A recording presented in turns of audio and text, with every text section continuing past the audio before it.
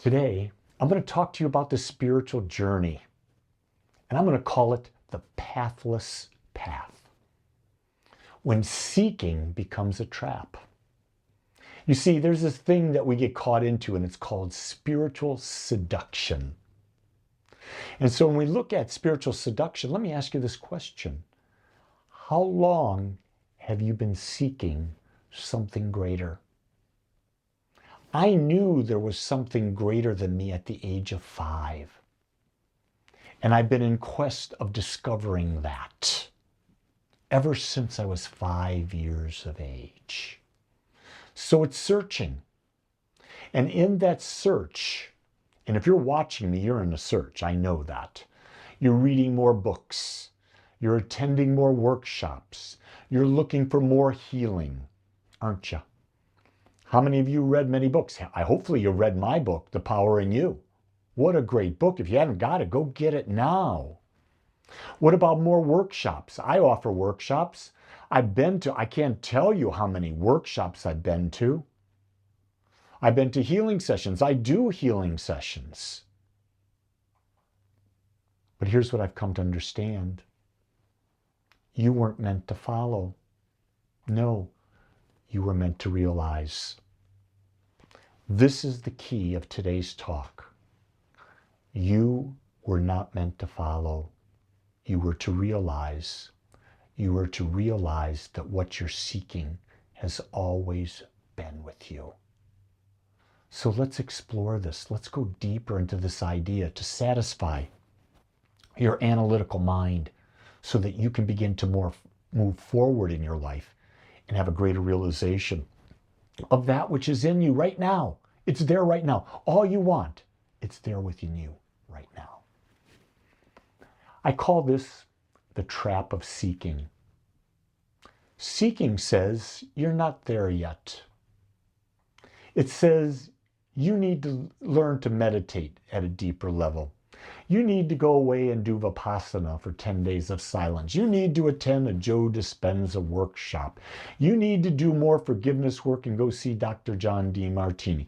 You need to go to an ashram in the Himalayas or go to Sedona and go into an Indian sweat lodge. You need to practice yoga and get with the greatest yoga teacher because you're not there yet. That's a trap. It creates a gap between you and now. You being what you perceive yourself as, now being eternal reality. The ego, your ego, my ego, everybody's ego, uses spirituality to survive. It's about you're not there. You've got to find this. You've got to find that. You see, if you knew you were already there, if you could take a few breaths and connect with your deeper source, the observer within, the soul within, pure consciousness within, guess what? The ego doesn't stand a chance, does it? It will not be the powerful thing in your life.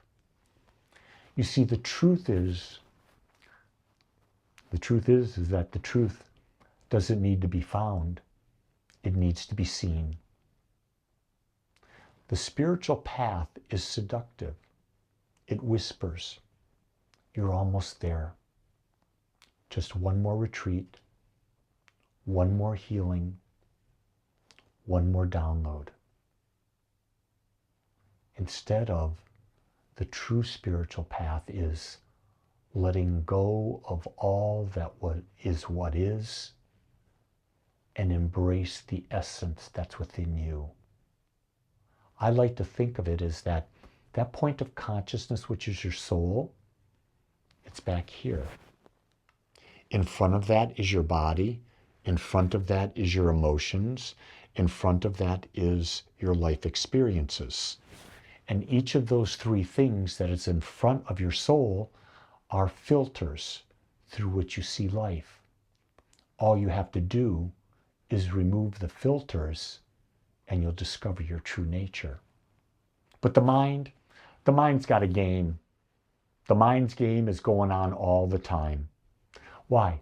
Because the mind resists stillness. The mind wants movement. If you're still, the mind has no power. The mind tells you, you're not ready.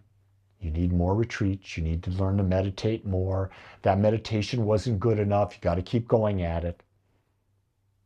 Here's the next thing. You need more fixing. When in reality, you're already perfect. The witness, the soul, pure consciousness that you are, it's perfect. There's nothing to fix. What you're attempting to fix is the filters through which you look at life. Your relationship to your body, your relationship to your emotions, your relationship to your past experiences. That's what you're looking to fix. But in reality, if you detach from them, you don't need to fix them. You just experience them and you move on.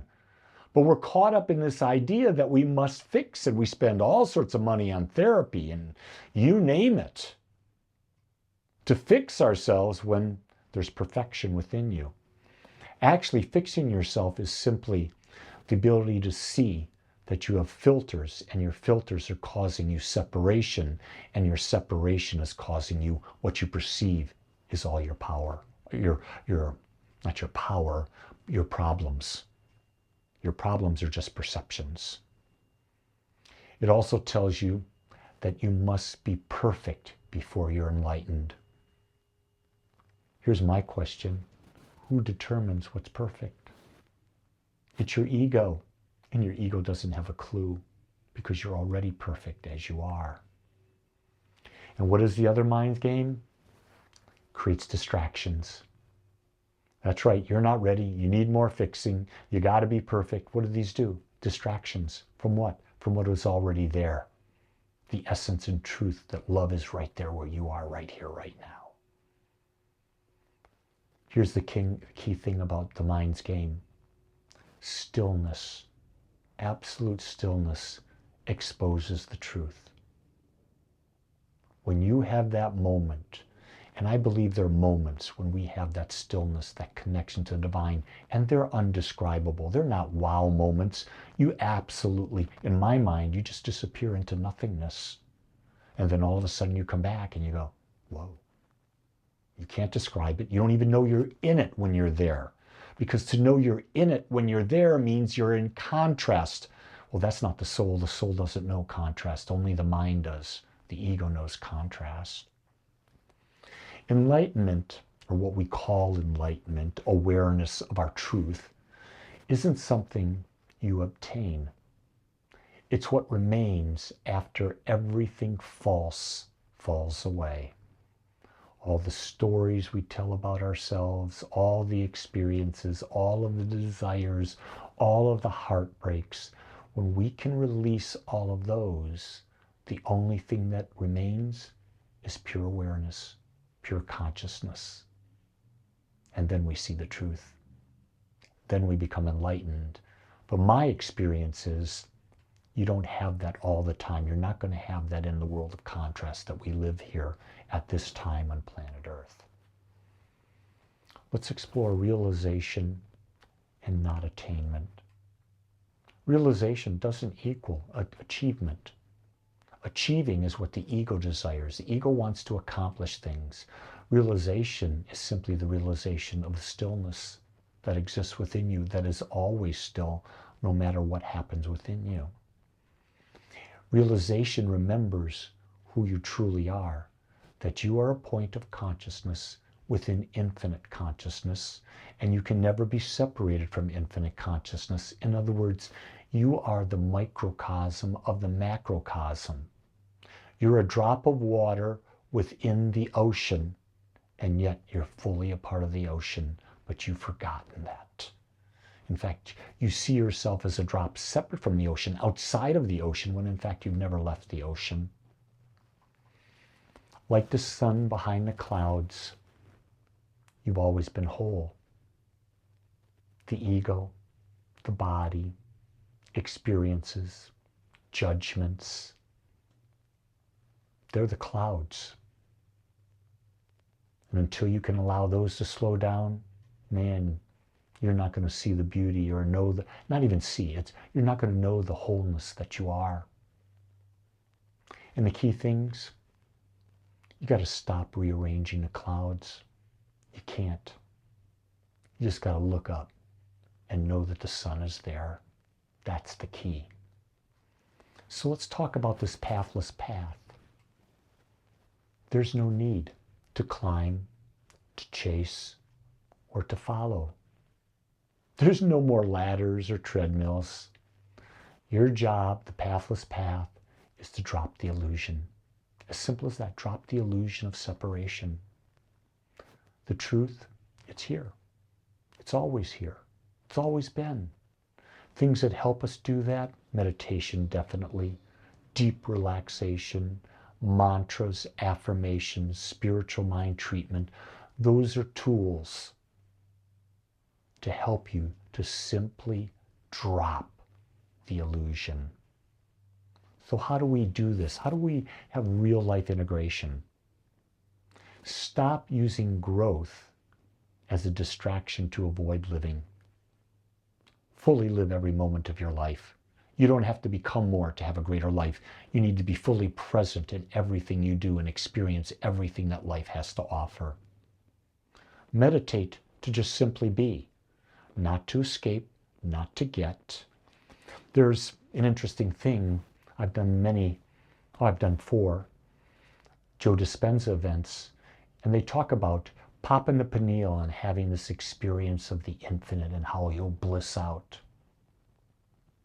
That's getting something. It's a good step, but I don't think it's the ultimate step. The ultimate step is just being. And if you're just being, there are no fireworks. So the ego wants to create the illusion of the fireworks. But the great masters will tell you that just being is the key to consciousness, the key to awareness. It's the key to knowing wholeness within you. Let presence, the presence within you, replace your pursuit. You don't need to watch a person like me. You don't need to go to a spiritual center. You don't need to go to the Himalayas. You don't need to go to a mosque, a temple. You don't need to go to a church. You don't need any of that. Now you can. It's always good to share the journey with like-minded people. That's why I have a spiritual center. So like-minded people can come together to support each other and to discover their truth and to see the truth for others. Here's a great question to ask yourself. Ask, what if I stopped trying to become and I just chose to be? That's something I'd like you to reflect on. Just sit down in your chair or your couch, wherever you're most comfortable. Close your eyes, take 3 deep breaths, and ask yourself the question, what if I stopped trying to become something different and I just chose to be? Wow. So what's the truth? The truth is, you weren't meant to follow, ever. You were meant to realize what's already there. Because when you do that, you know you're already home. Home is where you're safe, where there's no judgment, where you're free to just be you. The pathless path begins when you no longer need a path to be free. I want you to contemplate that. The pathless path begins when you no longer need a path to be free, because you're not going anywhere. You're already there. Test this out for yourself. Don't believe a word I say. You test it. When you do, I know the right answer will come to you at the right time, in the right way, because you're tapped in. You're that drop in the ocean that is the ocean that is life. It's a great time to be alive. And guess what? You can make it so.